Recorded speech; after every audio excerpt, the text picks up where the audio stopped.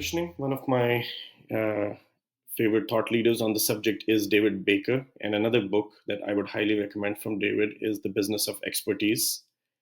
And in this book, David actually defines positioning as the pivotal act of clarifying the problem that your consultancy is solving, for what audience, and the approach you are taking to solve the problem.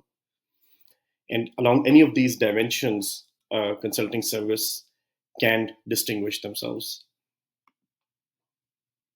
So, what does positioning really do? Once you understand the problem you are solving, who you are solving it for, and how you are solving it, it starts to create a consistent story across all your efforts that you actually build. And this goes to marketing, sales, delivery, and account management.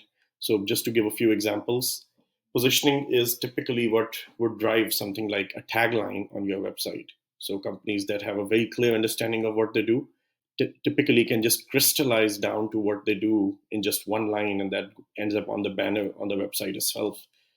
For example, we help emerging technology services scale faster and build enterprise value. Clear and crisp. This is the problem we are solving. This is who we are helping. But it doesn't stop there. The entire website structure typically stems from the positioning, the elevator pitch, your LinkedIn descriptions.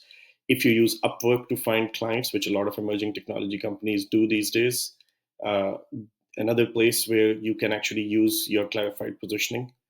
Your lead generation strategy is typically defined by who your customer is and what exactly do you want to approach them for. Your sales process, if you're working with enterprises as your target customer, it's a very different sales process than if you're working with small and medium businesses. So again, derived straight out of positioning. Delivery goes to what your customer values the most. If the main value proposition in your positioning is intimate service, then you want to approach it very differently. You may want to put people on site or actually have daily meetings, versus if your main value proposition or the process is about solving a problem by saving customers a lot of time and distraction. You may want to create a more hands-off delivery process from the customer perspective.